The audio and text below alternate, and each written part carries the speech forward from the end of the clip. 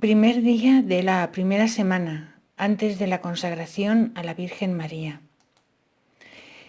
Durante la primera semana, nos dice San Luis Griñón de Montfort, emplearán todas sus oraciones y actos de piedad en pedir el conocimiento de sí mismos y la contrición de sus pecados, haciéndolo todo con espíritu de humildad.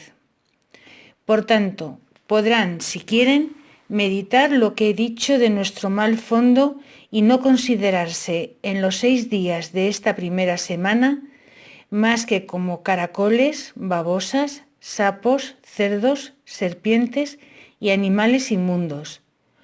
O meditar estas 3 palabras de San Bernardo.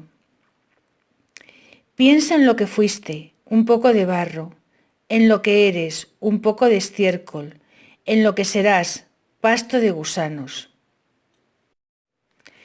Rogarán al Señor y al Espíritu Santo que los ilumine con estas palabras.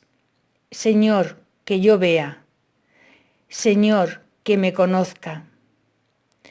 Y dirán todos los días las letanías del Espíritu Santo y la oración que están señaladas en la primera parte de esta obra. Se refiere a la oración de San Agustín. Recurrirán a la Santísima Virgen pidiéndole esta gracia, que debe ser el fundamento de las otras, y para ello dirán todos los días el Ave Maris Stella y sus letanías. Por tanto, inmediatamente después de la meditación que viene a continuación, durante esta primera semana hemos de rezar las letanías del Espíritu Santo, la oración de San Agustín, el Ave Maris Stella y las letanías a la Virgen María. Durante esta primera semana, nos dice el padre Nazario Pérez en su libro, cuyo escáner de las hojas son las que estamos leyendo, nos dice que se emplearán todas las oraciones y ejercicios piadosos en pedir el conocimiento de sí mismos, y todo lo harán con espíritu de humildad. A primera vista, este periodo parece confundirse con el anterior, porque ¿cómo vaciarse del espíritu del mundo sin examinarse y conocerse a sí mismo? Pero miremoslo más de cerca y veremos cómo los ejercicios de esta semana nos hacen dar un paso adelante, bien que sin salir aún de la vía purgativa. No tratamos ya solo de convertirnos a Dios, apartándonos del espíritu del mundo, sino de alcanzar la perfección por el seguro camino de la humildad, comenzando por conocernos a nosotros mismos, por palpar nuestra impotencia y nuestra niñez, para obligarnos a que nos arrojemos en brazos de nuestra Madre, en quien nos podremos apoyar seguros para no desvanecernos con el desaliento y al mirar al profundo abismo de nuestras miserias. Día 1. Composición del lugar.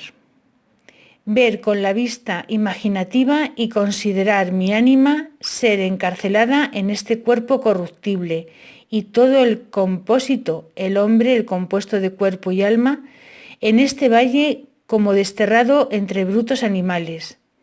Petición. Vergüenza y confusión de mí mismo, viendo cuántos han sido dañados, condenados, por un solo pecado mortal, y cuántas veces yo merecería ser condenado para siempre por mis tantos pecados. Punto 1.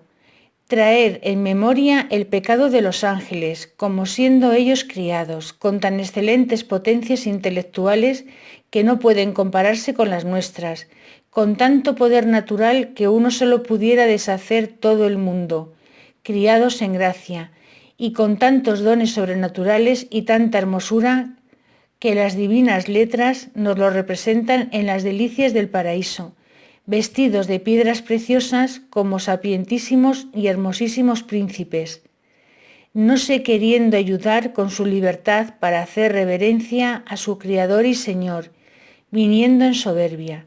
Por este solo y primer pecado de pensamiento fueron convertidos de gracia en malicia, de luceros de la corte celestial en carbones del infierno, y eran la tercera parte de los espíritus angélicos, que son numerosos como las estrellas del cielo, millones de millones.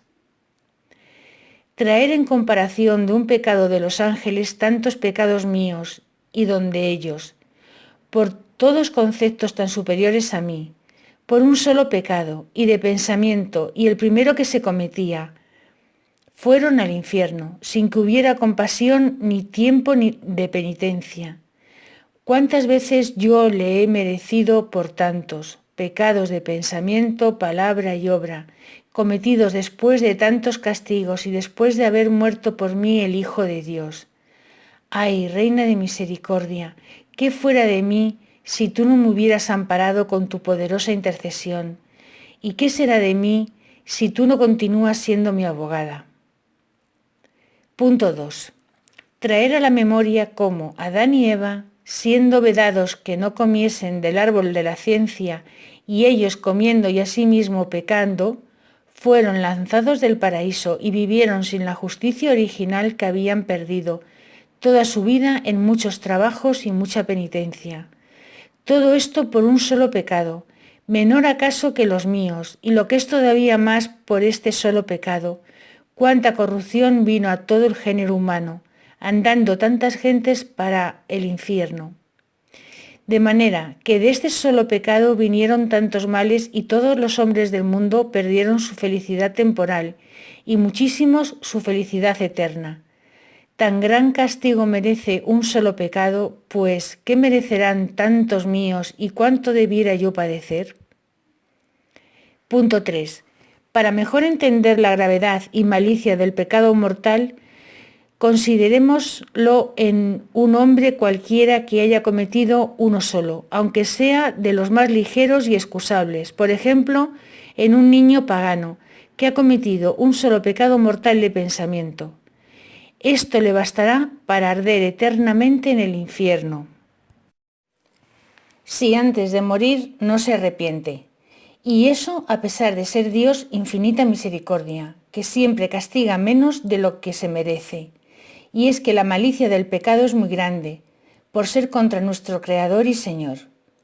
Si pues yo he cometido no uno, sino muchos pecados mortales, mucho más maliciosos e inexcusables, debería estar también en el infierno, donde acaso hay muchas almas que han cometido menos pecados y menores que los míos.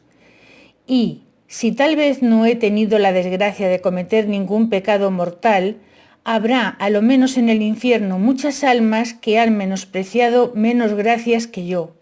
Y si yo no estoy allí será porque a pesar de mi tibieza, el Señor, por un milagro de su misericordia, me ha apartado de la boca del abismo.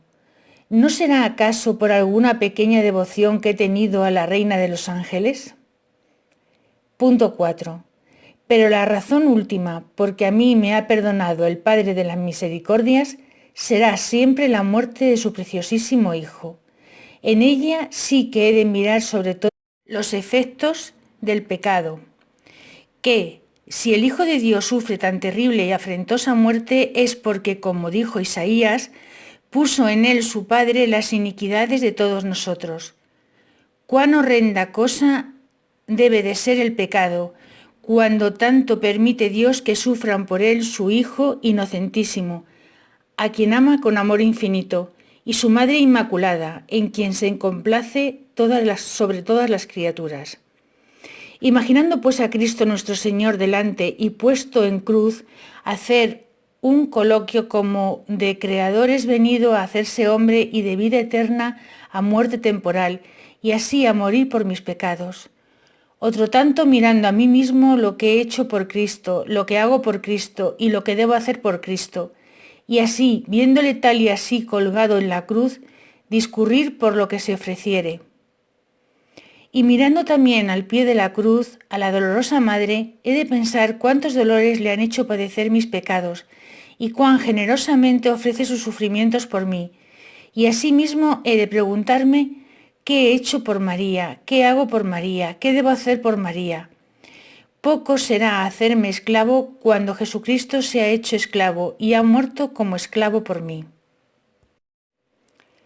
Para rezar a continuación las oraciones diarias durante cada día de estos 6 días de esta primera semana, vamos a ver los enlaces en la descripción.